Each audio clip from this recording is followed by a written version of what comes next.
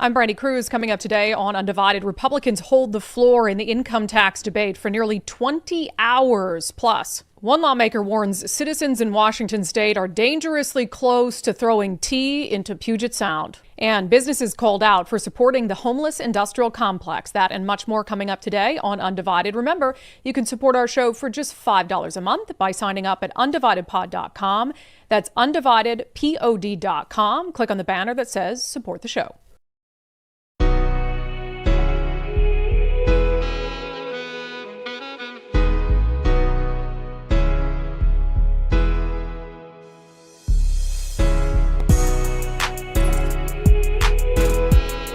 Hello, and welcome to Undivided. Thank you for being here. Thank you so much for your commitment to giving common sense a comeback at the start of this live show. For nearly 20 hours straight, House Republicans have been forcing Democrats in Washington state to debate the income tax proposal. Now, they can't stop it from passing. Democrats have the votes. Democrats are absolutely going to pass the latest version of the income tax on quote unquote millionaires, but Republicans can make life miserable for them in the process, and actually miserable for themselves too. I was in Olympia yesterday. We are awaiting a decision in our press pass case. I'll give you the latest coming up in a moment, but I think getting to the income tax thing is a little more important right now. And so after the hearing in federal court, I went down to Olympia, and the Republicans were getting ready for a long night. They were stocking their desks with sugar-free Red Bull. And it was funny because one of them told me that they almost used it as a prop. They had a couple cases of sugar-free Red Bull that were stacked out on the floor on one of their desks. And they said, we're going to drink this, but also we want Democrats to know that we will do this for as long as it takes. And so it's sort of warning Democrats that if you're going to push through this unconstitutional income tax, we're going to draw it out as long as we possibly can. And Republicans have some tools at their disposal. And it's not just about running the clock out. They're not able to run the clock out in this regard. But there was like 80 amendments. So there's an effort to try to make the bill better, right? Let's try to, if we can't stop it, let's try to improve it in any form or fashion. But also, they can force Democrats to vote on the record on every single amendment in a roll call capacity. So literally, Speaker of the House calls their name, and they have to say yay or nay. There's a point to that. That matters. You know, when they're pushing forth amendments, on trying to table it because it's too long and they haven't had time to read it. And Democrats say no. And each of them has to say no, no, no, no, no. Well, then they're on the record. Having to actually say we support pushing through a massive upheaval of our state's tax system with very little notice when we haven't even all read the bill. So there's a purpose to what they're doing. If I had to guess, it's probably going to go on for a couple more hours, and then Democrats in the House will pass it. But of all the debate that I've watched on it, and I didn't stay there all night, I will admit I did not stay there all night. I got home pretty late, but once it became clear that they were going to pull an all-nighter, I'm like, I'm not pulling an all-nighter. So I got up this morning early and started watching it again. But I got to say, out of all the stuff that I've seen so far, this speech on the floor from State Representative Matt Marshall, a Republican, is my favorite. This is in direct violation of our Constitution. Not only did the voters pass an initiative just recently that banned a proposal just like this, I think it's disingenuous to then have a proposal like this claiming that there's support for democracy and then completely eliminate the citizens' ability to challenge this via referendum. The people have had enough. The people will voice it, and having this proposal where the people will not even get the chance to exercise their voice like they should via constitutional amendment to impose something like this, but via referendum, is an insult to the voters of Washington, who are already fed up and are dangerously close to throwing tea into Puget Sound. Love that. And I was up in the gallery because I don't have a press pass, so I can't be on the floor. And I was like, hell yeah.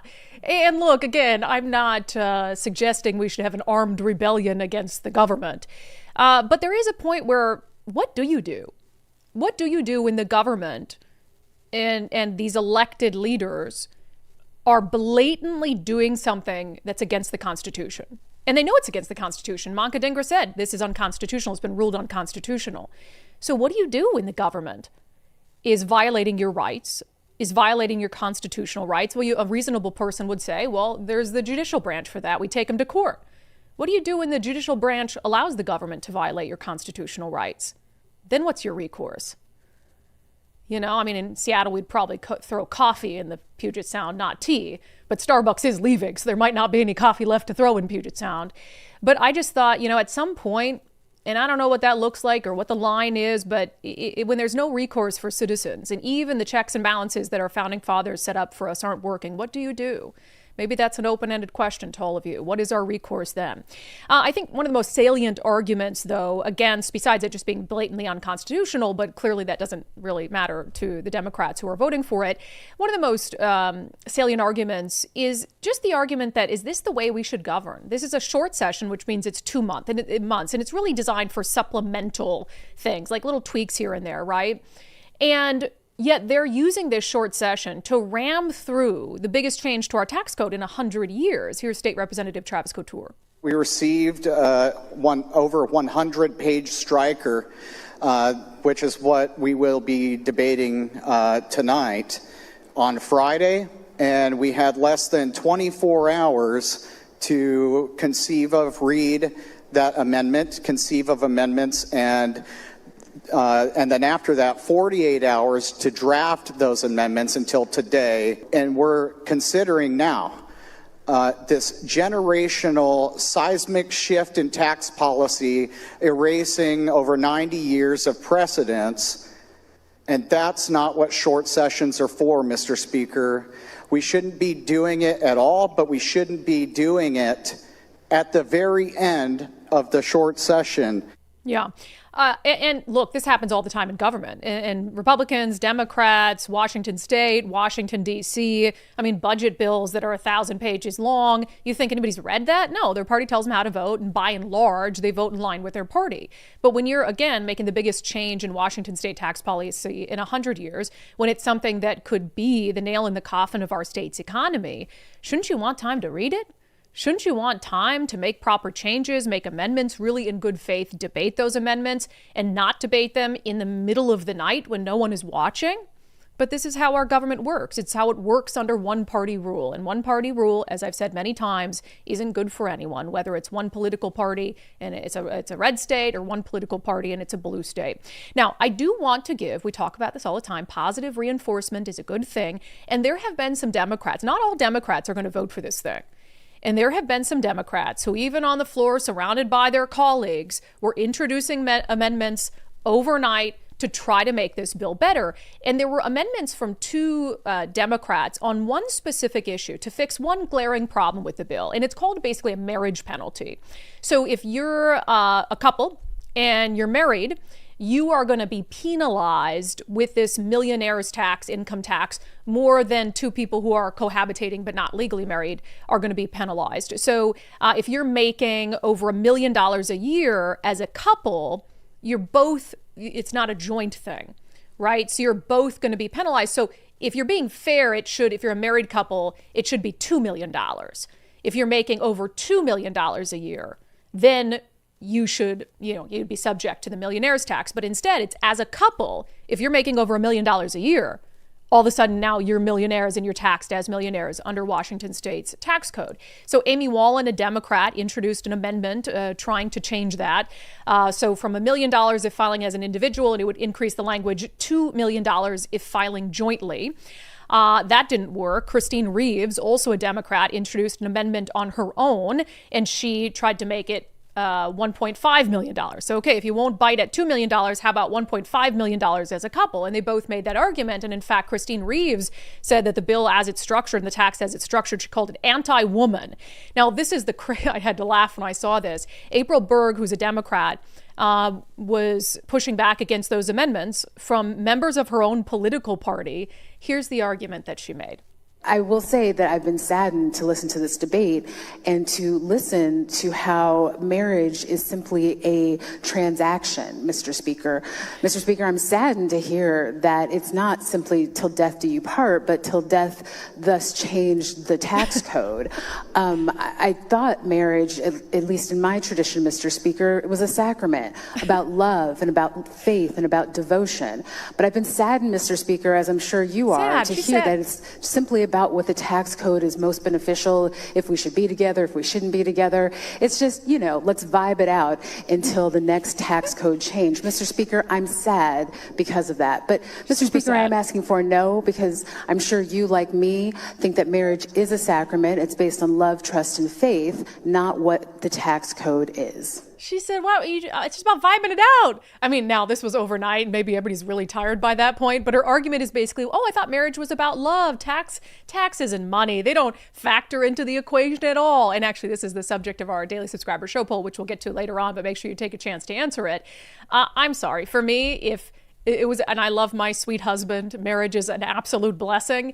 But if we were talking about hundreds of thousands of dollars that we would have to pay for the government if we were going to get married versus not married, I'm sorry. We'd make a vow to each other and it would just be in our heart. It would absolutely not be on paper. So this continues to happen. But again, Democrats are going to pass the income tax. I keep hoping that cooler heads will prevail and maybe there'll be so much backlash to Governor Bob Ferguson that he'll say, you know what, this just ain't worth it. But I think that we're heading in that direction. But Republicans are owed a lot of credit. They can't do much in the minority, but to draw this out for more than 20 hours, to force Democrats into this miserable situation where they have to justify every single line of this bill, I think is the only possible thing that they can do at this point. So we've talked a lot about bills that have been put forth that are just blatantly unconstitutional, and actions like this. It is just against the state constitution, and it's going to go to a court and all this stuff, but it is, none of them can say it's constitutional. It isn't. It's just unconstitutional. Another thing that we're seeing a lot of, and this is the consequence of one-party rule, are bills and proposals and laws that just straight up undermine democracy. So this is crazy. Senate Bill 6358. We haven't talked about this session yet. Why? Well, because it was just introduced yesterday. Now, you might say, well, Brandi, that doesn't make a lot of sense. Why would a bill be introduced yesterday when it's the last week of the legislative session? You're right. It doesn't make any sense unless it's strategic. So they can't hear new bills at this point in the session. Either they're already made it on, scheduled for a vote, or they're not. So it's like, what is this? Senate Bill 6358. It's introduced by a Democratic lawmaker, Senator Hasagawa. And it has to do with basically punishing corporations who take the wrong political positions. Let me read it to you. Upon the effective date of this section, all powers, privileges, and capacities previously granted to corporations under the law of this state are revoked in their entirety, and a corporation operating under the jurisdiction of this state shall possess only those powers, privileges, and capacities specifically granted by this title. The powers granted in this subsection do not grant any power to engage in ballot measure activity or election activity. A corporation organized under this title has no powers beyond those expressly granted. This chapter does not grant or recognize any power to engage in any election activity or ballot measure activity. Any act undertaken by a corporation that lies outside the powers granted in this title is void. A corporation that exercises a power not granted under this title forfeits all corporate privileges, including limited liability and perpetual duration. Let me read that again. An act undertaken by a corporation that lies outside the powers granted in this title forfeits all corporate privileges, including limited liability and perpetual duration. So in other words, if you're a corporation and you engage in ballot measure activity or election activity, you forfeit your right to be a company in the state of Washington. That's explicitly what it says. We are prohibiting corporations from engaging in ballot activity or election activity. And if they do, they are no longer recognized as a corporation in the state of Washington. We wipe them off the face of the earth. That is the most insane bill in 15 years ever introduced in the state of Washington. Punishing corporations for speech. It's obviously unconstitutional, violates a bunch of laws, obviously, in the Constitution. You can't punish any entity for its political speech. You can't punish a corporation for its political speech and for being engaged in the democratic process. But this is exactly what this bill does. Now, you might be saying, well, why would they, the bill isn't even a thing. They can't do anything with it this session. And in fact, Senator Jamie Peterson, we reached out to Senator Peterson, who's the Democrat in charge of the Washington State Senate. And we said, well, what's going on with this? You know, why introduce this? He said, thanks for the message. I cannot speak for why Senator Hasagawa introduced this bill. As long as the legislature is in session, each member has the right to introduce bills on any subject. However, under our state constitution, the legislature cannot consider any bill introduced in the final 10 days of the session, including this one. This bill is dead and will not be the subject of committee hearings, briefings, or floor action. Best wishes, Jamie. Now, Nicole also asked, is this something that will be considered next year? And he didn't respond to those questions. So you might say, okay, why do this? They're sending a message. This is about sending a message to corporations. Go against us, and you will be punished. Fall in line, or you will be punished. Washington Roundtable, which is an entity that comprises a lot of major businesses that has spoken out about bad tax policy, putting them on notice. Any corporation that dares speak out about this millionaire tax or supports, remember what's going to happen after this session. There's going to be an initiative to repeal the income tax. And that initiative will be funded in large part, I'm sure, by corporations and businesses, big and small. This is about warning them not to give money to such an effort. And this is as scary as it gets. But it is not out of the blue. It is not unusual. It's bad, but it's not unusual in the context of all the efforts that Washington State Democrats have made to punish people who step out of line and to undermine the democratic process, to put a check on anyone who dares go against the party in power, and to further consolidate their power in Washington State. I was off the top of my head this morning, a few bills that explicitly undermine the democratic process. There were two bills, one in the House, one in the Senate, that would have attacked the initiative process, that would have made it more difficult to run successful initiatives. What other purpose does that serve than to undermine democracy and undermine the protections in our state constitution? Of course, Senate Bill 5974, which is heading to the governor's desk for his signature. It allows an unelected board of bureaucrats to remove a duly elected sheriff, thus undermining democracy. Senate Bill 6346, the millionaire's tax. Obviously, that undermines democracy in a couple key ways. First of all, it's blatantly unconstitutional. And how many times have voters in this state said we don't want an income tax? 11. Yet they're pushing it through anyway. So it's undermining democracy. And in a second way, they attached an emergency clause onto the end of it, which means that voters can't run a referendum. Again, undermining democracy. Senate Bill 5925, expanding the powers of the Attorney General. Powers that basically allow him carte blanche to dig into the lives and investigate anyone and demand documents and anything if he has a suspicion that you might be doing something unconstitutional.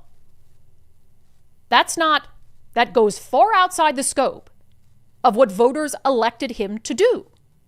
And it also is blatantly unconstitutional. And then, of course, there's this bill, Senate Bill 6358. Which punishes corporations, would punish corporations, or at least send them for now a strong message that if you step outside and you support an initiative to repeal the income tax, we are coming from you and we will make sure that you cease to exist as a company.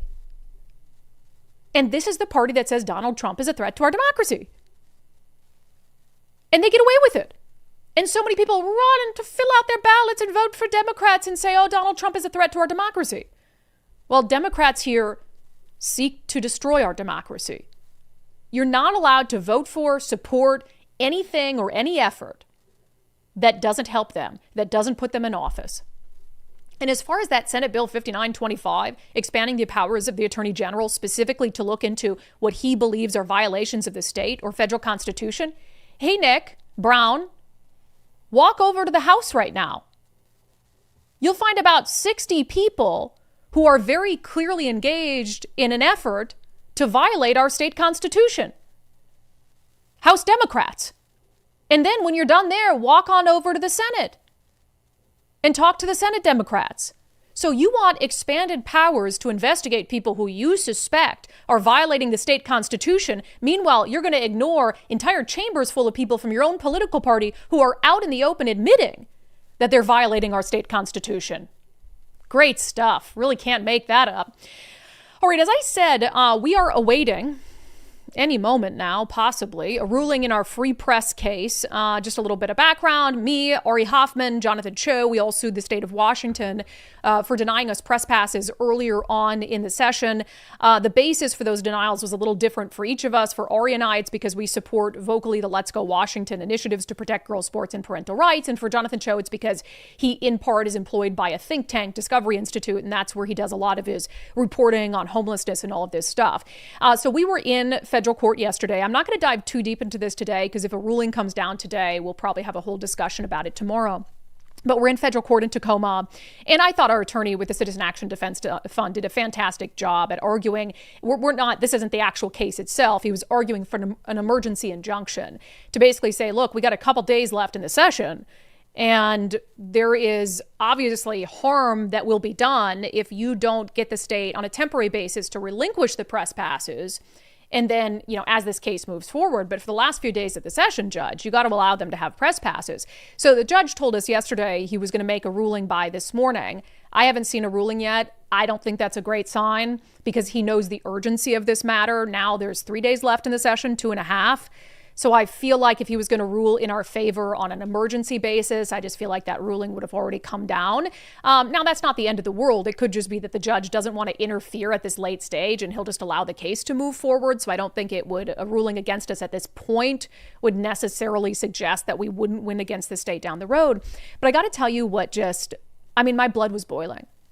My blood was boiling in federal court yesterday. And it was because there was a pack of legacy news reporters sitting on the side of the government. Sitting on the side of the government behind them, in solidarity with the government. Reporters from the Seattle Times, a couple interns from the Seattle Times, in a little pack. Can you imagine? I was actually embarrassed for them. As much as I detest the Seattle Times and many other legacy news stations, I would never argue against them having the ability to question people in power. I would say the more the merrier. Now, your questions will probably suck, but have at it. Tucker yourself out. It's because I believe fundamentally that more people questioning power is always better. But imagine that. A pack of legacy reporters siding with the government to keep us out of Olympia, to make sure that we couldn't be on the floor of the House last night during the income tax debate. Made me sick to my stomach. And to what end? What do they lose by me being in those spaces? Genuinely, what do they lose? Nothing. They can continue to do their job. I'm not stopping them from doing their jobs. I'm just doing my job too.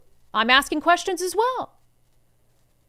And if that doesn't tell you, we are working for you.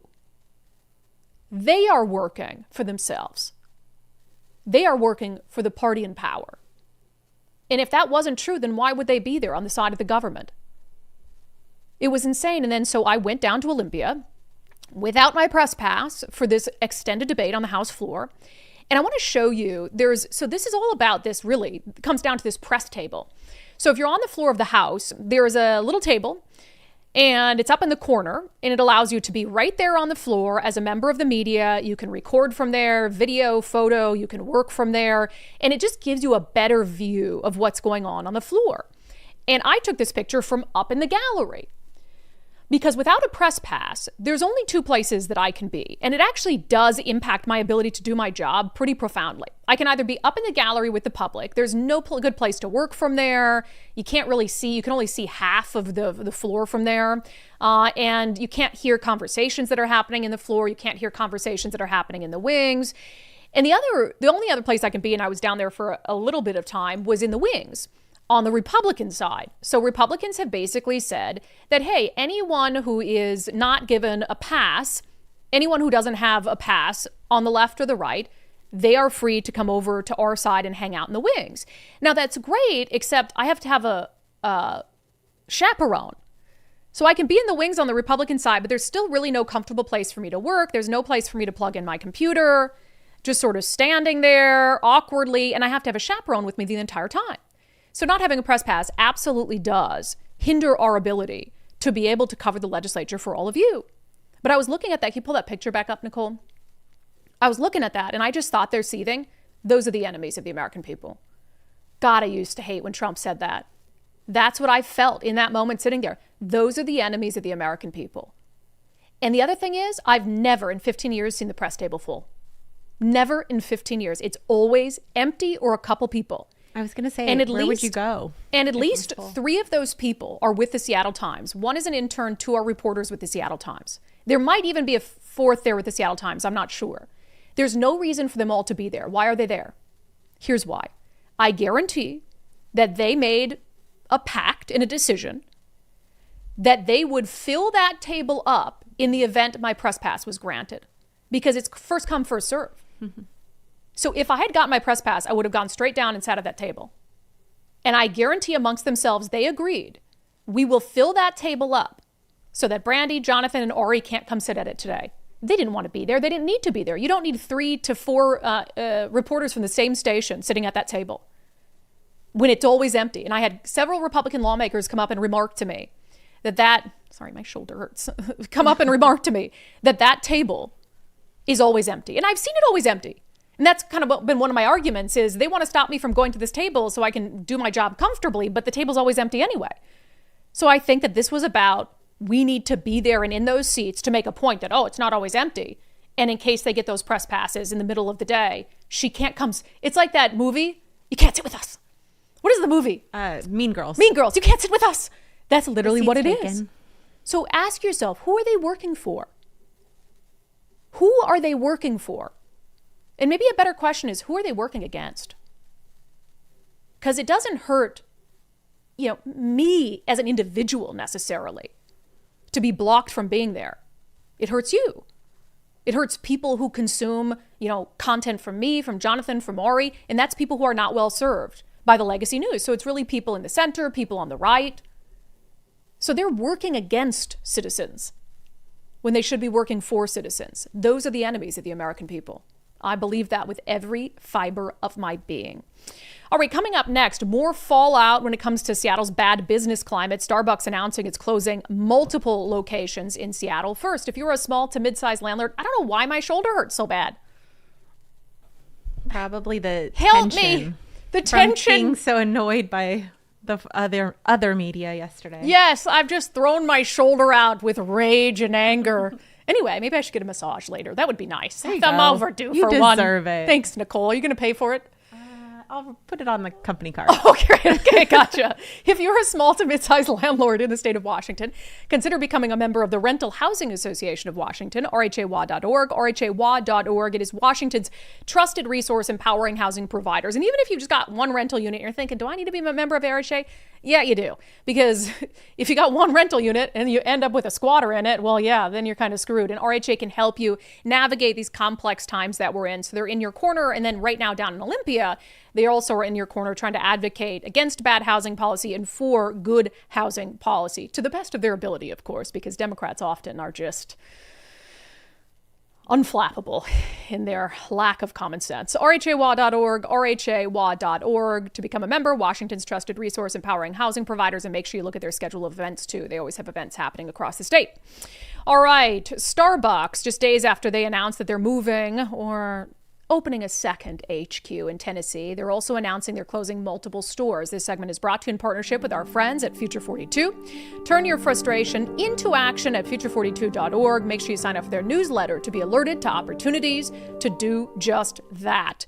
All right, this from Como News. 5 Starbucks stores in Seattle set to close, including a very busy location, their Armory location. And this is just the latest round of closures.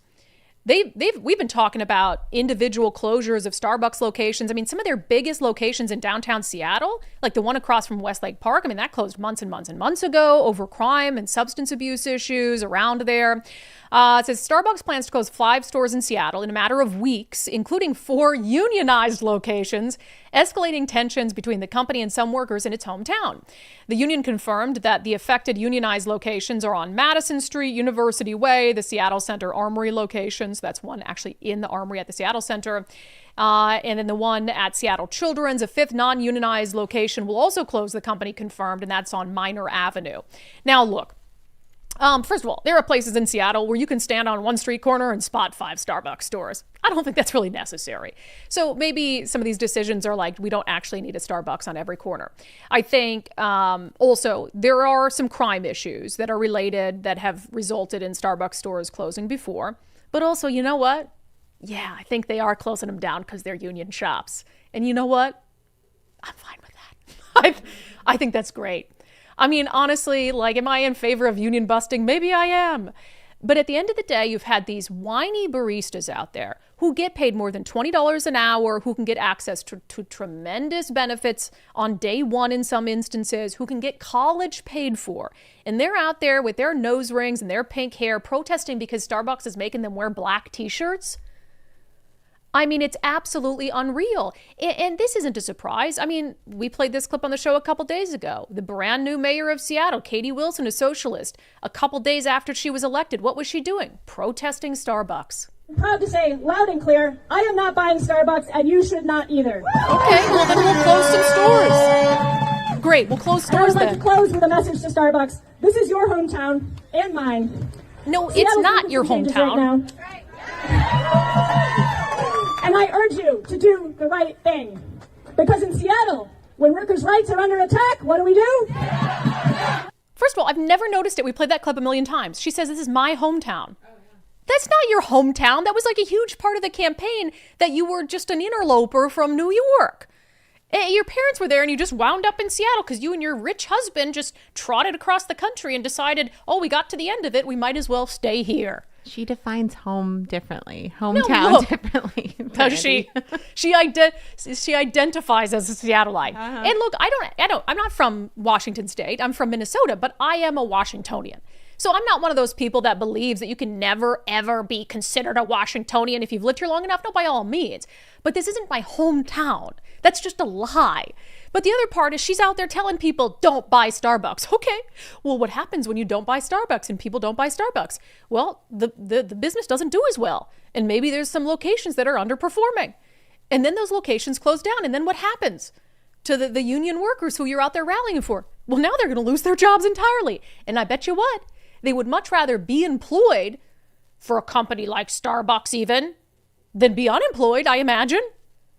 And it's just like, gosh, this stuff isn't really difficult. And of course, it comes after Starbucks announced that they're opening up an HQ in Tennessee because of the pro-tax climate. And I don't think they're going to have 2 HQs. Before long, the Seattle HQ will go away or dramatically downsize, and Tennessee will be their main HQ.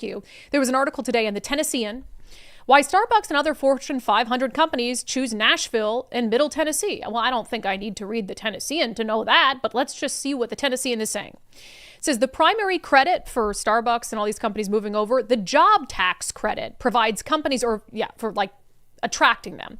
They have a job tax credit, providing companies a credit of $4,500 for every new high-paying job created. Oh my God. Okay, hold on a second. So in Tennessee, they provide these companies a credit of $4,500 for every new high-paying job created. In Seattle, they tax companies for high-paying jobs. It's called the Jumpstart tax.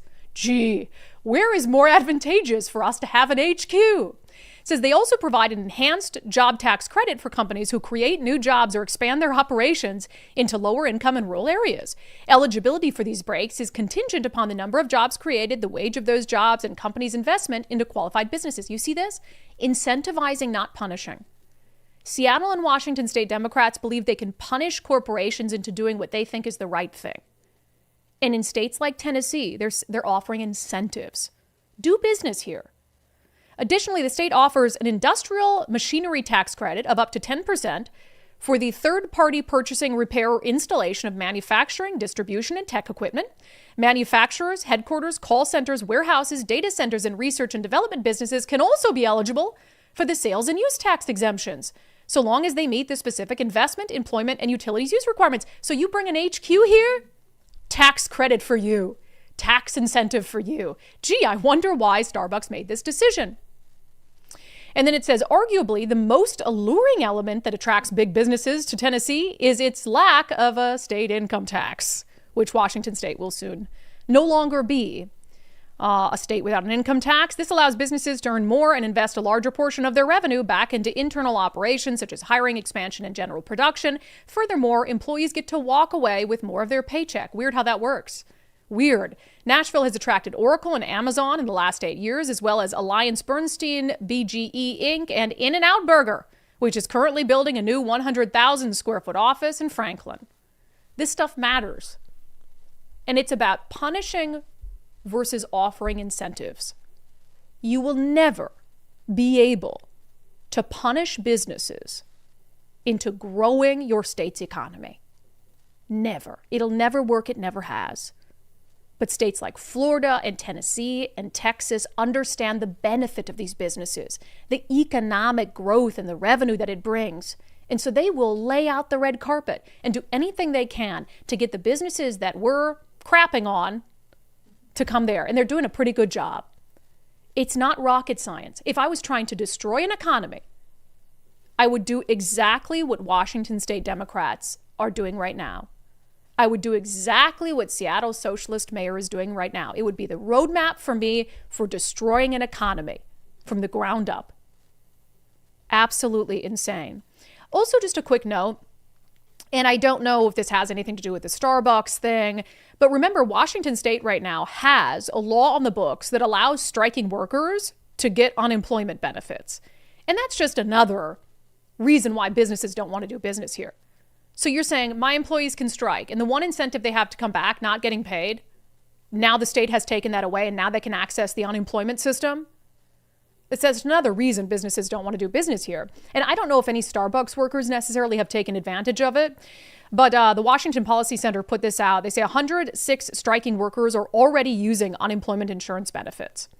And that just 106, it doesn't sound like a lot, but we're only 2 months and a week into that benefit even being offered, which means they're like, I'm taking advantage of that immediately. So Washington Policy Center says the Employment Security Department confirms 106 striking workers have been paid 415 weeks of unemployment insurance benefits. Think of how much money that is out of the unemployment insurance fund. 415 weeks by 106 striking workers. While ESD told the Policy Center it cannot reveal any other information about the claims or employers, they do note that Teamsters Local 760 began an open-ended strike on January 17th at Multicare in Yakima. The union represents 168 technical employees, including staff in surgery, radiology, MRI, pharmacy, etc. So that could certainly be, those could be the people who are taking advantage of this pay for striking workers. And it also says workers involved in that strike would have become eligible for the UI benefits that they have been encouraged to take around February 1st. So if you do the math, it sounds like that's probably the workers who are getting those unemployment benefits. But just another reason why it pays to do business elsewhere. That segment was brought to you in partnership with our friends at Future 42. There's only a few days left in the legislative session, but still plenty of opportunities to get involved and make your voice heard. So sign up for their newsletter at future42.org to be alerted to those opportunities. All right. Some businesses, so we talked about that law earlier, the bill that was introduced, not a law, a bill that was introduced that would punish businesses for their political speech. The next segment, we're going to talk about some businesses who are being called out, maybe not punished, but called out for their political speech. And I have to wonder if you guys think it's appropriate to do so. But first, our friend Wes Jones at sellwithwes.com is the guy you should call if you're thinking about selling your home. Preston Turk, who is an undivided viewer and listener, says he decided to reach out to Wes Jones when it came time to sell their home. And he said things went better than he even thought they would. We had tons of showings. We had 3 offers in one day. So, kind of got a little bit of a bidding war. One came over asking, went with that one. I actually had said that I'm kind of a cheapskate, so I've never been a member. So I said if Wes gets me over asking, I'll become a member. So I became a member. Oh, because Wes got you over asking? Wow. Love it. So he had to become a member of Undivided because he made a bet that if Wes got him over asking. I love that stuff. Sellwithwes.com, sellwithwes.com. I would start by checking out his listing boost concierge service. And you go to your website, type in your address, and it'll give you kind of an estimate of what your home might be worth. And then Wes will give you a market analysis to give you sort of a more detailed outlook. And then he can talk about the things they offer, like their listing boost concierge service and their pre-listing inspections, all of that. It just leads to better outcomes for his clients. Sellwithwes.com, sellwithwes.com, a better way to sell your home. All right, let's get to our segment, Unbelievable.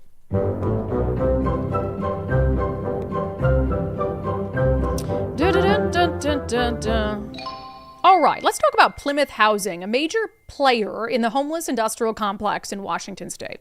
And there's a lot of these people who offer these low-income housing units. They get subsidized by the government. They also get some private donations. And these things just turn into de facto drug dens. This is our friend Jonathan Cho and Andrea Suarez with We Heart Seattle recently. They visited a Seattle Plymouth housing unit complex. Matzik recently invited us over as he smoked fentanyl with his friends. Oh my God. Whoa, whoa, whoa, whoa, whoa. Mike, who's in your room? Oh my God. Drug use inside the rooms are a regular occurrence. And this unit is a trap house. This is a garbage can full of foil, oh my God, drugs, revolving door. So does the staff here at Plymouth Housing, do they let you guys do drugs in here? They don't say no, but they don't, It's legal. This is a harm reduction place. This is harm reduction? Mm-hmm. Yeah, so they provide, the paraphernalia, like the pipes and... They give you the pipes downstairs? Needles or whatever, yeah. That's insane. People who run buildings like that should be ostracized from society. They shouldn't get a dime of taxpayer funds, and they certainly shouldn't get a dime of private funds. I mean, I'm not going to tell private entities what to do with their money, but does that seem like something you want to support? They basically just collect millions and millions of dollars, part of the homeless industrial complex, and then they claim they're doing something good for homeless people by taking them off the streets, and then they send them into those units where they just do drugs and die anyway. And the apartment buildings are a blight on whatever city they end up in. But that doesn't stop Plymouth Housing from continuing to get mainstream support and continue to be held up in places like Seattle as some wonderful organization. So Jonathan Cho sent out a post over the weekend. Seattle Dances raised more than $1.5 million for Plymouth Housing, a controversial nonprofit claiming to be solving homelessness. Organizers even managed to rope in local journalists as celebrities to push their agenda. He said, I noticed a local TV anchor and reporter participating in this fundraiser. Now I know why King 5 and Northwest News Radio never do investigative stories on all the problems at these permanent supportive housing buildings. It would be a conflict of their interests. They're literally funding it. And so you have these quote unquote celebrities who are in this, like, I think is it copying the, what's the big Dancing with the Stars. Dancing with the Stars sort of thing. And you've got some like Seattle TV people, it looks like, who are part of it. And they raised $1.5 million for Plymouth Housing. For what? To help them act like they're doing something wonderful and putting people in these units where they die in filth and squalor? I would be mortified to have my name attached to that. Mortified. But of course, they're scratching the itch of anyone in news. Oh, I want to feel important and famous. And you're going to have me be a celebrity dancer. I'm going to do that. I don't care what the money is going to. But perhaps a bigger issue are the businesses that are supporting Plymouth Housing and organizations like it. Andrea Suarez posted this. I'm curious as to why deep pocket donors don't put pressure on Plymouth Housing to stop housing fentanyl dealers and handing out drug use paraphernalia. They run neo-sweep apartments where anything goes. No reciprocity of behaviors in exchange for free forever housing. People are carried out of their facilities in body bags, yet the wealthy empty their wallets for this organization instead of putting pressure on them to reform their policies. These policies kill people and amp up criminal behavior in every city where they're located across our region. If you went to their Seattle Dances Gala on Saturday and gave them money, I ask why you don't put pressure on them to change their ways. They're killing people with their permissiveness and hurting our cities. Please help instead of just writing a check. And she wrote, or she took a screenshot of some of the companies. And I'm even surprised. Nordstrom is their presenting sponsor. I don't even want to know how much that costs. Most or events like this, a presenting sponsor is like $30,000, something like that. Nordstrom's, what the hell are you doing? You're right in downtown Seattle. You have watched the city crumble around you. And you're supporting an entity that just collects money, uses your money to provide people with housing like that, just de facto drug den? Let's see the other businesses. PNC, BECU, Fulcrum Capital, Microsoft. Shame on you, Microsoft. Perkins Coie, not a surprise there. Let's see if there's other ones that we know about. Heritage Bank, Washington Trust Bank, Charlie's Produce, Seattle Magazine, Alaska Airlines, premier airline sponsor, Alaska. What are you doing? So disappointing. That is so disappointing. And look, we talked about that bill earlier with Democrats trying to punish companies that don't align with their ideology. Well, gosh, maybe this is why they do this. They're so scared of Democrats. They're so scared of running afoul of the party in power, they'll just support anything they do. Take our money. You think any one of those organizations, if I held an event tomorrow, like to help We Heart Seattle, you think any one of those organizations would support it? Oh, I can't be tied to Brandi. She has controversial opinions.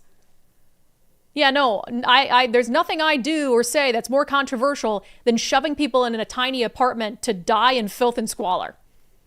That's about as controversial as it gets. Yet they're like, take my money, take my money, take my money. That's genuinely horrifying. And for any of those businesses that have to close down or whatever it is over the drug crisis and the homeless crisis, I mean, I don't feel bad for you anymore. Nordstrom might say, well, it's better to have them in those apartment units than out in front of our storefront on 3rd Avenue. And I get that to a certain extent. But like whether they die in your alcove or they die in that apartment, they're still dying. Plymouth Housing isn't doing anything to improve their circumstances, not in the slightest. And meanwhile, we have this bill that has now passed, right, Nicole? It's waiting for the governor to sign it. House Bill 2266. And this is the bill, we talked about it previously on the show, that has to do with expanding this permanent, quote unquote, supportive housing. So this is the FU Donald Trump bill.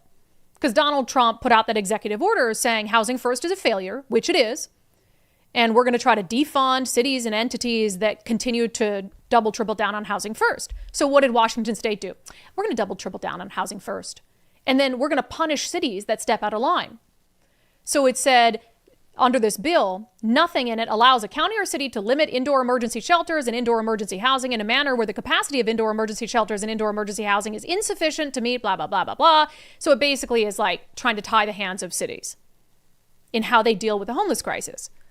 And it's trying to make sure that they continue to push people into apartments like Plymouth Housing because Plymouth Housing wants all this money. So it's basically about doubling down on failed housing first, because housing first doesn't work. You got to get people help for their substance abuse and their mental health issues. And you have to make sure that their placement in an apartment like Plymouth Housing offers is contingent on them getting help for the underlying reasons that they were homeless in the first place. But Democrats don't want to do that. So they're not only doubling down on housing first, but they're trying to make sure that every other city and county has to respond to homelessness like Seattle responds to homelessness. And no matter if you're in a red area that doesn't want to tolerate that level of homelessness, it doesn't matter at all. It's just absolutely insane. All right, firstmarkinsurance.com, firstmarkinsurance.com. We have so many wonderful Firstmark Insurance success stories. And I think if you're looking to save your family money, just take a closer look at your budget. Trying to save money on insurance is a really good way to start. And Firstmark Insurance does personal insurance. They can also help with your business as well. We use Firstmark for Undivided. We've saved a lot of money in the process. In fact, I just got a nice email from them. Hey, checking in, Brandi, how's everything going? We got some renewals coming up. Has everything worked to your liking? And I just love that aspect. It really just feels like you have a family friend helping you with your insurance. But I don't know if I have any family friends who would be good at insurance. So it feels like you have a very, very expert family friend helping you with your insurance. Robin, Carol, Debbie, Connie, all members of the Firstmark family, Undivided viewers who became members of the Firstmark family and are saving thousands of dollars a year. So take the Firstmark challenge today, firstmarkinsurance.com, firstmarkinsurance.com. The very best part is they work for you, not the insurance companies. So they always have your best interest in mind. All right, a little national news. The coverage of the terror attack in New York City outside Gracie Mansion I don't think it's gotten any better. We did a story on it yesterday with, all the initial headlines suggesting it was the right wingers who, had this explosive device, not clarifying it was like radical ISIS inspired terrorists. So CNN actually had to apologize for something, but even their apology missed the mark. So CNN put out this tweet. 2 Pennsylvania teenagers crossed into New York City Saturday morning for what could have been a normal day enjoying the city during abnormally warm weather. But in less than an hour, their lives would drastically change, as the pair would be arrested for throwing homemade bombs during an anti-Muslim protest outside of Mayor Zohran Mamdani's home. Okay, where do I even start with that? First of all, why the weather thing? That is the strangest. It was a cold and chilly day, and then before the terror attack, it's so strange. And then when they say their lives would drastically change, okay, they tried to kill people, so I don't know if I care whether their lives would drastically change. It sounds like something's happening to them, right? As the pair would be arrested for throwing homemade bombs during an anti-Muslim protest. That makes it seem like it's the anti-Muslim people who threw homemade bombs, which of course it wasn't. And maybe it's no surprise that the reporter who put that out, Taylor Romine, is a they, them. Or at least at one point was a they, them. I read somewhere that maybe she doesn't use they, them pronouns anymore. But that is the kind of tweet and article that I would expect a they, them identifying reporter to put out. Now, CNN ended up taking the tweet down. Here's what they said about it. A post regarding the 2 individuals arrested for throwing homemade bombs outside of New York City Mayor Zohran Mamdani's home failed to reflect the gravity of the incident, thereby breaching the editorial standards we require for all of our reporting. It has therefore been deleted. Okay, I understand that it did fail to reflect the gravity of the incident with all that flowery language about the weather, but it also failed to properly identify who threw the bombs. That it wasn't the anti-Muslim. That's the worst part of it. Is if it were the right-wingers, every story would make it crystal freaking clear who threw the bomb. It would never be in question. It would never be that gray. But when it's the ISIS-inspired terrorists who threw the bombs and tried to kill cops, all of a sudden, I read this funny post. Gosh, I should have pulled it up. Hold on a second. Whenever, it's from some guy named Charles Cook on X. Whenever the topic is something the media doesn't like, journalists all of a sudden become creative writing professors. Yeah, it's like we can't just say what happened. We have to sort of muddy the waters with just lots of words and flowery language. It's absolutely disgusting. And as I said, I thought the media would get better after Donald Trump won re-election and think, gosh, we weren't on the right side of this, or maybe many Americans disagree with us, and we need to really start to take into consideration that part of the American population. No, they don't care. They're tripling down on all of it. All right, let's go to Florida, even though we usually wait till Thursday to do that. So the current attorney general in Florida just signed a directive announcing that all vaccine mandates there, all of them, will be lifted in the state. The Florida Department of Health, in partnership with the governor, is going to be working to end all vaccine mandates in Florida law. All of them. All of them. All of them. In case it wasn't clear. Every last one of them. All of them. How many other ways can we say that? Every last one of them. Every last one of them is wrong and drips with disdain and slavery. Slavery? Who am I as a government, or anyone else, or who am I as a man standing here now to tell you what you should put in your body? Who am I to tell you what your child should put in your body? I don't have that right. But I agree with him. Your body is a gift from God. What you put into your body is because of your relationship with your body and your God. Okay, a little dramatic for my liking, but I agree with him in terms of the state can make, recommendations and all of this. And look, I don't believe Florida had a ton of vaccine mandates, actually mandated vaccines. I think a lot of it is symbolic about we're never revisiting this period of time. What happened with the COVID vaccines, even though Florida didn't, to the extent that Washington State, try to thrust those upon the populace, we are going to make clear that You know, you can have all the scientific information, but at the end of the day, it's your decision what you put into your body.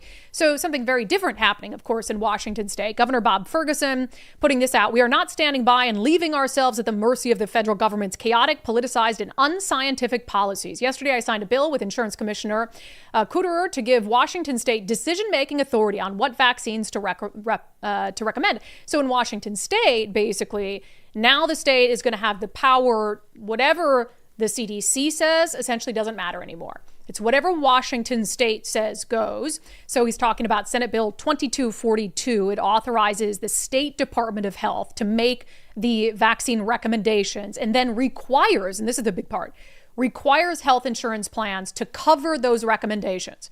So if the state of Washington recommends something, health insurers have no choice but to cover those recommendations. Last week, Bob celebrated the bill coming to his desk with a press release. He said, quote, Donald Trump's CDC has become a political tool that increasingly peddles ideology instead of science. I know another tool. We must protect Washingtonians' health from the chaos of the federal government. These are important services for people who choose to use them, said the insurance commissioner. This bill ensures that the recommendations will continue to come from trained medical experts rather than political appointees with no background in medicine or science. The legislation will preserve health plan coverage for DOH recommended vaccines and freeze coverage for federal preventative service recommendations. Okay, hold on a second. This legislation will preserve health plan coverage for DOH recommended vaccines and freeze coverage for federal preventative service recommendations. I assume by freeze they mean maintain, like, and no new changes under Trump, but I have to look into more of what they mean by freeze, because freeze can also mean stop. Either way, what if there's either way, it doesn't make really a lot of dangerous sense. finding? Yes, but I continue to go back to this. It was my same thoughts with the International Women's Day posts. When Governor Ferguson says we're not standing by and leaving ourselves at the mercy of the federal government's chaotic, politicized, and unscientific policies, okay, what's a woman? You can't even define what a woman is, and you continue to support the gender mutilation of children and defend it in a court of law, literally challenge the federal government's efforts to stop child mutilation, despite all the science shifting. And you still stand by that. So who's being unscientific, really? And this law that the governor is bragging about, it doesn't expand mandated. It has nothing to do with vaccine mandates, which is what's happening in Florida, saying we'll never mandate another vaccine again, which also, never say never, because who only knows what can come up, right? But I tend to agree with, if you want to die, let's say there actually is something that seriously is going to kill you and there's a vaccine, I don't think the government should be able to mandate the vaccine, because if you want to die, you can die. But with Washington state, if there was a COVID outbreak tomorrow, 100% Governor Ferguson would mandate a vaccine again. I don't think the state of Washington learned anything at all from the failed vaccine mandates of the COVID era, not one bit. And they know better. They know science. We'll get to our subscriber poll coming up next. Comments from the live stream. First, could the future of AI impact your retirement? Are you overwhelmed with all the noise from AI, crypto, tech? Is your portfolio positioned to cut through that noise? Join Bulwark Capital Zach Abraham for his free live webinar April 2nd at 3:30 p.m. Pacific time. Bulwark Capital has a full schedule for the webinar to help you cut through the market noise, and the real fundamentals of value investing is what they're going to talk about. Plus, they'll do a full reveal of how Bulwark is focused on risk management, always looking for opportunities to lower risk, lower cost, give your retirement as much upside as possible. So join Zach's Cutting Through the Market Noise webinar April 2nd at 3:30 p.m. Pacific. It's totally free. Register at knowyourriskpodcast.com, knowyourriskpodcast.com. You can also schedule your own if you can't make it to the webinar. You can do an individual Know Your Risk portfolio review and subscribe to Zach's daily market recap at knowyourriskpodcast.com. All right, in our daily subscriber only show poll on Patreon, Locals, and X, I want to ask you guys about this, given the weird argument against getting rid of the marriage penalty and the income tax thing. Is there any way you can go back to that April Berg cut before we get to the show poll? Sorry, give me a second, because I feel like we have to play it again in the context of this poll. I will say that I've been saddened to listen to this debate and to listen to how marriage is simply a transaction, Mr. Speaker. Mr. Speaker, I'm saddened to hear that it's not simply till death do you part, but till death thus changed the tax code. I thought marriage, at least in my tradition, Mr. Speaker, was a sacrament about love and about faith and about devotion. But I've been saddened, Mr. Speaker, as I'm sure you are, to hear that it's simply about what the tax code is most beneficial, if we should be together, if we shouldn't be together. It's just, let's vibe it out until the next tax code change. Mr. Speaker, I'm sad because of that. But, Mr. Speaker, I am asking for a no, because I'm sure you, like me, think that marriage is a sacrament. It's based on love, trust, and faith, not what the tax code is. Yeah, so in the Daily Subscriber show poll, I asked you guys, regardless of what your marital status is now, would tax considerations play a role in whether you get married? 26% of you said yes. 74% said no. Really? Yeah, well, and I think I get that for the most part, because if you're sort of an average income family, it might not actually make that big of a difference. But if you are going to be punished like with this income tax or the millionaire's tax, you might think twice about it. Yeah, I would think that's kind of implied. So if it's not going to affect me financially, having to pay like the millionaire's tax or whatever, then I would not worry about it. However, if it was, I would just go to Canada and get married and then not be. Well, I would just be like, hey, we're married. Yeah. If you leave me, I'll bury you in the backyard. What would be the point? I'm not giving the government money just to get married. Yeah. Kim says another way to destroy the nuclear family. Sunfishka says, in this state, yes. So I would have to move and get married somewhere else, obviously. Spencer, it would be much easier to relocate, find another job than try to divorce and escape taxes. Well, that's why I asked you, regardless of what your status is now. Like, let's just say you were unmarried and about to get married. What is the decision you would make in this moment? Let's see. Y said, I am married and always wanted to be married, so tax situation probably wouldn't have changed that. But if I were in tune with Washington politics and tax when I was younger, I probably wouldn't have minded expanding my search to other states so I could leave too. Sherry said, I say no with regard to federal taxes, but with the new millionaire's tax in Washington, if my spouse and I made more than $500,000 each, it would be a big consideration.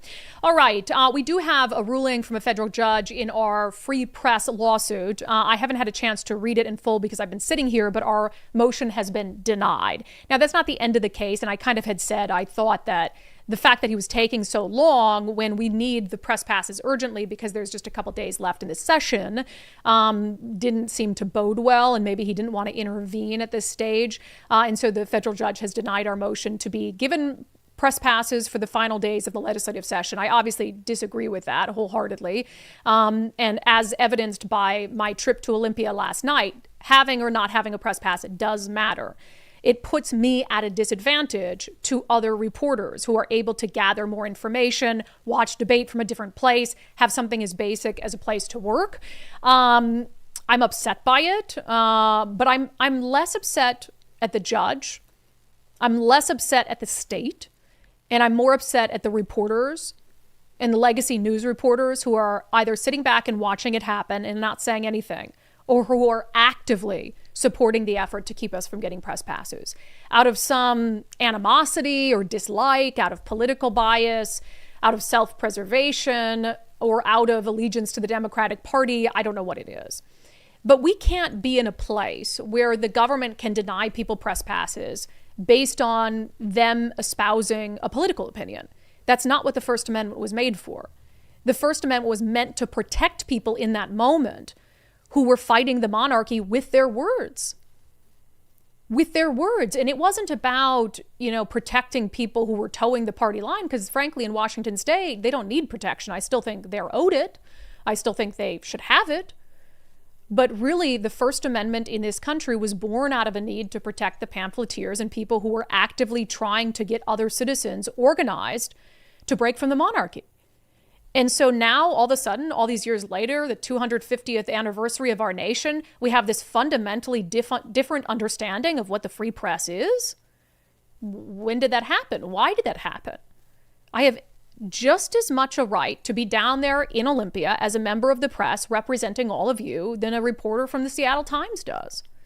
And it's actually a scary thing to have a federal judge, at least at this juncture, say, no, you don't.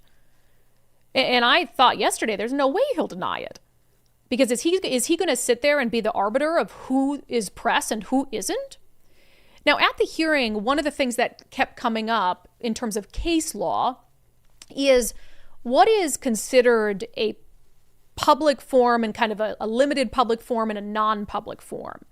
And so that sort of matters in terms of case law, that if you consider the floor of the House a non-public forum because the public can't just walk in and out, then the state has more right to limit it in the way they see fit.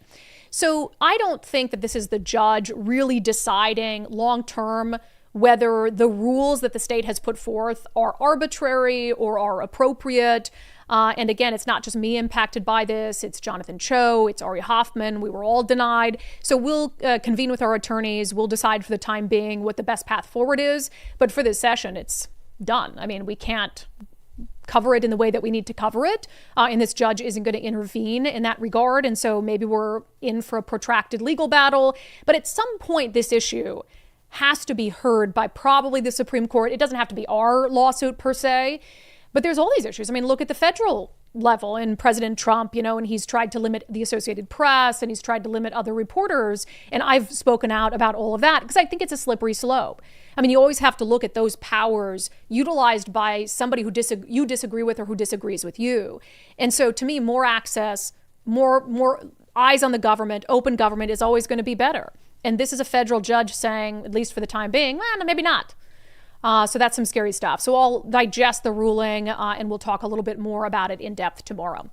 All right. Some comments from the live stream on the very long income tax debate in the House. Merwin Wren says, we shall fight on the beaches. We shall fight in the fields and in the streets. We shall fight in the hills. We shall never surrender.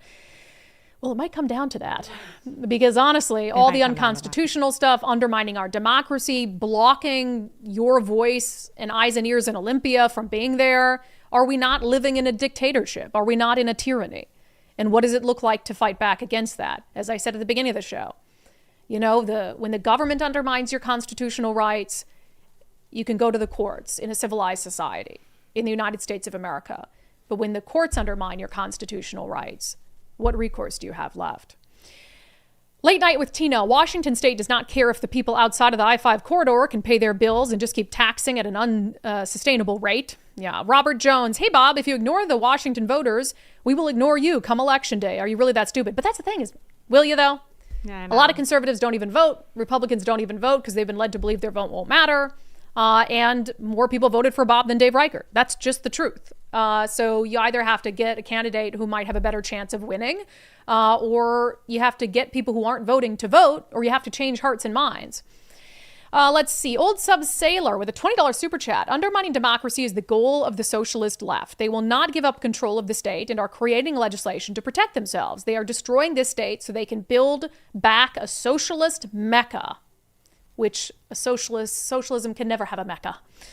Crafty Grandma Crispy, does this mean that as an officer of the Corps, I personally cannot gather signatures for initiatives as an officer of a corporation? Well, if it were to pass, then your corporation would be punished, yes. I think it might mean, though, it's not constitutional. I don't think they'll ever be able to pass it. But I think it would mean if the corporation takes a position or donates to a ballot measure or an initiative. Let's see. Ken, the reason Democrats want to be able to control and remove duly elected sheriffs is because that's the one person with the authority to arrest government officials that refuse to protect and defend the Constitution. On our free press case, which we now know did not go in our favor, at least for the temporary injunction, Papa Woody, Brandi's Fight Against the Machine Fund, $5. I appreciate it. Sauce says, I'm in, $5. We also got a little donation to this fund from Brother Abe and Big Princess. God, your guys' screen names are the best. Kathy, is the lawsuit by Brandi, Ari, and Jonathan only good for this session? If so, what will happen next session? Will she have to do a lawsuit each session? So that's a good question. But generally speaking, if we decide to proceed, it would be challenging the rules themselves, not challenging how the rules are applied or how the process is carried out. I believe the rules need to be updated. And I've been reasonable about this. I don't know that it should be a free-for-all. And it is a challenging thing to decide who is press and who isn't press. They're really stuck on this word journalist. Oh, you have to be a journalist. Okay. Well, what is a journalist? And there's many other types of members of the press than just journalists. And I would argue a lot of the mainstream reporters aren't journalists either. But to me, it always comes down to, can you behave yourself? It's worked fine in the Senate. The Senate doesn't have these same restrictions. We're not suing the Senate. The Senate basically says if you are a self-described member of the press, come on in, apply for a press pass. It's good for the day. And just abide by the rules of decorum. That's what they say now. But right. But it's worked out just fine in the Senate. And there haven't been any sort of crazed people taken to the floor in the Senate and violating the press rules. No, it's been people who want to go down for a day because maybe there's a bill they're interested in covering. Maybe they have a very narrowly focused blog or something like that, and there's a bill that's relevant to it. They should be able to go down, even if it's just once during the session for something that they're interested in. Let's see. So I don't know. I haven't read the ruling in full. I've been sitting here live. So Necro Two Shoes, biased media is controlled by the state, tax and financial decisions controlled by the state, legislation controlled by the state, law enforcement. When is this not tyranny? On Starbucks, definitely bailing on Seattle. Karen Taylor said, when a Seattle company starts closing stores down, that's definitely sending a message to other companies to not come here or open more stores. Rick, Undivided with Brandi Kruse, you all need to read the guest column in the Kitsap Sun from Greg Nance about his bill being tanked by Senator Marco Lias. Okay, we'll check that out. I don't know what it is, but we'll give it a go. We'll give it a read. Will do. All right, we'll get to our closing sanity check coming up next, which I might totally throw out the window in favor of something else that's on my mind. Who knows? Nicole's like, well, great to know, Brandi. You'll be fine. March is the start of spring. And if you're like me, your outdoor to-do list, I already talked to my husband. I said, do we need a landscaper or something? Because, man, our grass is looking rough. But you know what else is also looking rough? The side of our house. It looks filthy dirty. I have to take Lucky out this side door at our house. The garage, every garage has like a side door because she can walk, but she needs to be on a leash because she had that surgery. I don't even want to touch the door. That side garage door outside of it is literally filthy dirty. And I'm like, spray this thing down. But instead, I'm just going to call my friends at Valentine Roofing and have them do it. No offense to my husband. He's very busy. He does a lot of wonderful things. But using the pressure washer I got him from Costco doesn't seem to be one of those things. But that's okay. Wow. That was kind of a mean rant. I love you, husband. It's okay. You're busy. That's fine. I don't know how to use the pressure washer, or I would. You'd probably like it. It's kind of fun. Yeah, I guess. Valentine Roofing is having a huge March promotion.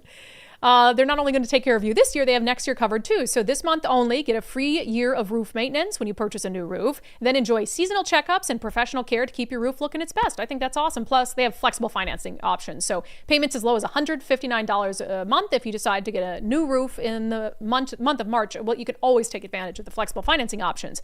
But if you do it in the month of March, you get that free year of roof maintenance, which has value in and of itself. So reach out to our friends at Valentine for an estimate. 206 Roofing, 206 Roofing. Make sure to tell them you heard about them right here on Undivided. All right, let's get to our closing sanity check. I'll just stick to the plan. I was going to rant more about the government and just throwing tea in a harbor, but you all know how I feel. All right, so gas prices are ticking up because of, in part, of the war in Iran, although I believe if we're going to be honest about it, in Washington state, you also have to talk about the taxes and the carbon fees and all of that. But Whoopi Goldberg demands to know, Mr. President, where are the reserves? We have reserves for this. Mm-hmm. We have reserves. Where are they?